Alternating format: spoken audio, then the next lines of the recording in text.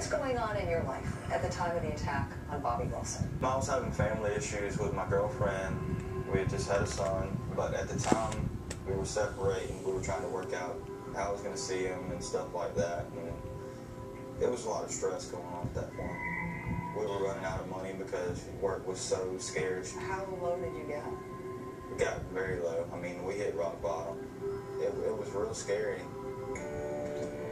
When police interrogated Busby, he said he had recently turned to drugs to try to escape his troubles and confirmed that Kendrick Patrick was his dealer. Mr. Busby did admit to me that he was using crack and marijuana. He would not elaborate on the amounts. How did your drug addiction affect your life? It didn't help it. I can assure you that. Busby's personal crisis had come to a head at the same time someone had robbed and attacked Wilson.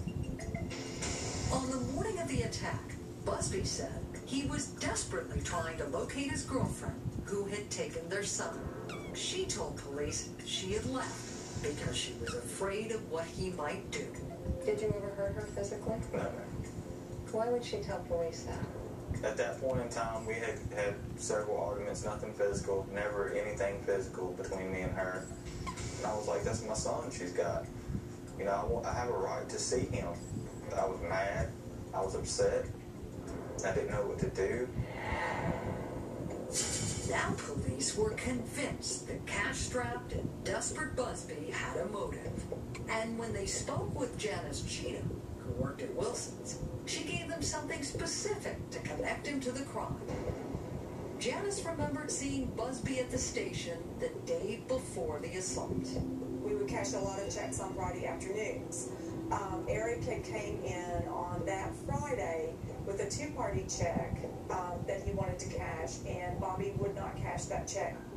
Was this the same check-cashing incident Kendrick Patrick had described to police? The only person who could answer that question was Eric Busby.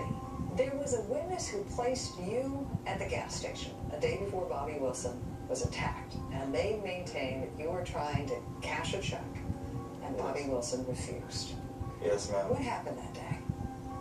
That day actually never existed. Never happened? Never happened. You never went by the gas station? Never. Never went there with a check. If I did, I would have told him, you know, why keep that a big secret? The more police learned about Eric Busby, the more out of control his behavior seemed. Just 2 days after the robbery at Wilson's, one of Busby's neighbors claimed Eric chased her down while she was driving with her 2 children.